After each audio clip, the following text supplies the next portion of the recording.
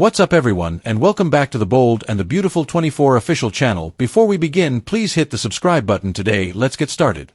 Sheila follows Lee home, discovers Luna's secret. The Bold and the Beautiful reveals that Sheila Sharp messaged Lee Finnegan about Luna Nozawa's final resting place and met her at the hospital. After all, if Luna is dead, she has to be buried somewhere, doesn't she? Sheila Sharp demands to know the truth. Sheila has begged Lee to reveal where Luna is so she can say goodbye to her. Instead of Lee making a gravesite to go along with her lies, she has just moved Luna to her apartment. Sheila is becoming increasingly suspicious of Lee and is interested in learning about her actions with Luna. Sheila will go with Lee home this time to get some answers.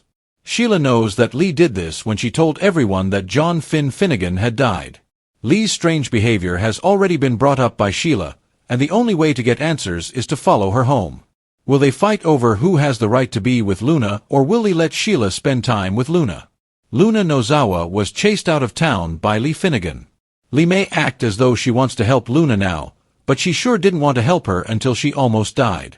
When Luna first arrived in town, Lee tried to run her out of town to keep her away from Finn and the Forresters, even though she was working there.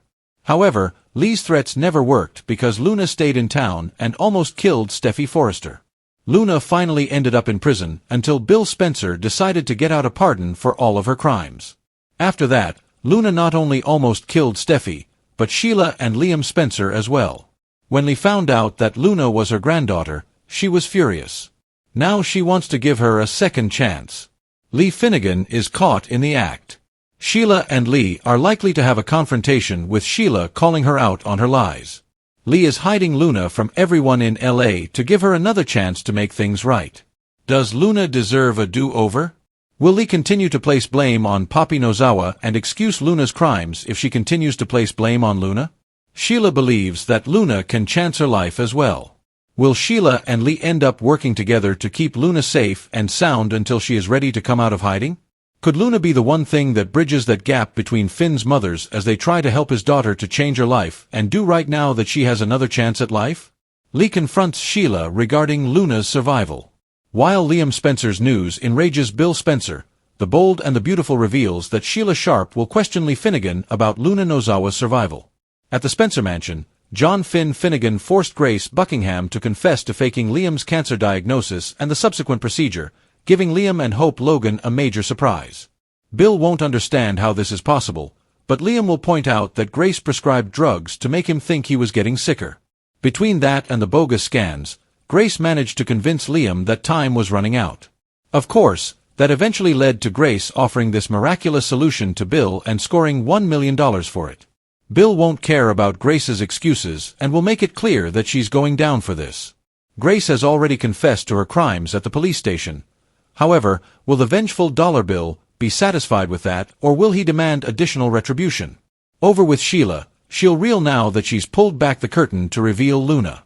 Sheila was stunned at the sight of her comatose granddaughter, so she'll have plenty of questions for Lee about Luna's condition and why she saved her. Lee may admit that her relationship with Luna was strained in recent years, but she still remembers the sweet little girl she once was. Luna lost her way, but Lee feels like it's because Papi Nozawa's bad parenting set her up to fail. Lee has been nursing Luna back to health behind closed doors because she wants to provide Luna with the support she needs right now. Sheila may insist on helping, but Lee may be wary of having another person involved in all this. Luna is in for some surprises once she wakes up from her coma, according to the Bold and the Beautiful. It began with a text message that Sheila Sharp could not ignore, short, terse, and loaded with unspoken meaning. Lee Finnegan had replied to her inquiry about Luna Nozawa with something cryptic, almost taunting in its refusal to give closure. Some things are better left alone. For days Sheila had been needling Lee about the truth, and for days Lee had brushed her off, swatting away her questions like a mosquito buzzing too close to the ear. But Sheila knew Lee too well. She had seen that exact brand of evasion before years ago, when she had faked John Finnegan's death and locked him away in a hospital room, hidden from the world until she could decide what to do with him. Now here they were again, history repeating itself with an almost eerie symmetry, except this time the name on Sheila's mind was Luna. Sheila's obsession was rooted in her blood, not just her curiosity.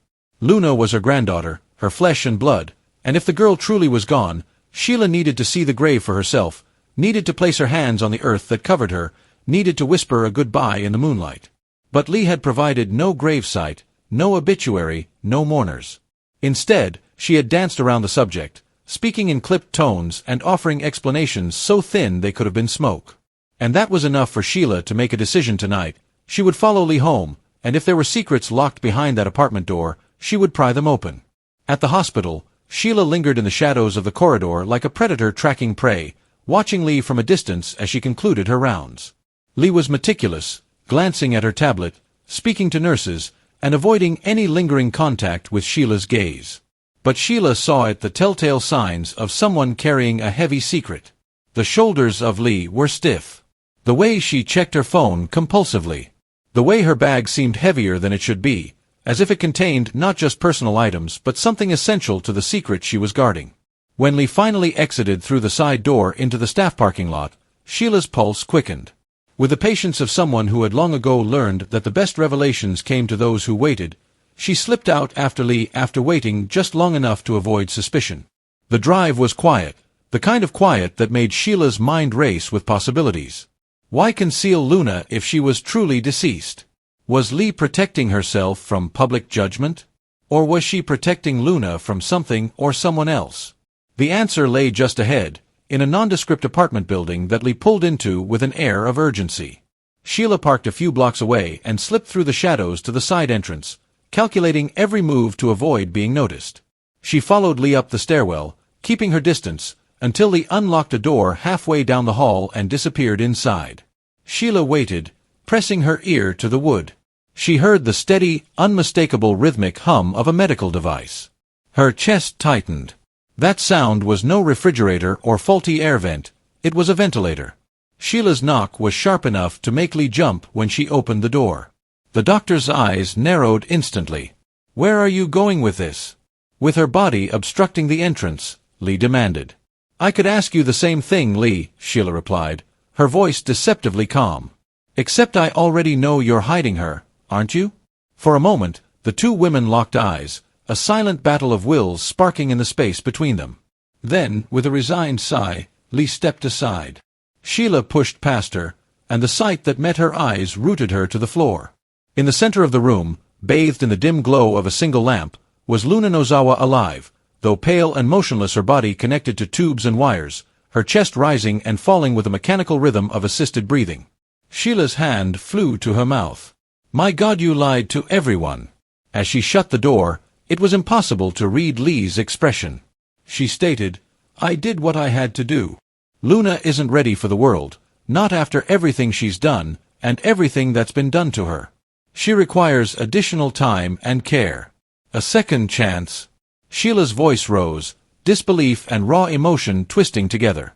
"You tried to run her out of town when she first got here. You called her trouble. You said she'd destroy Finn's life.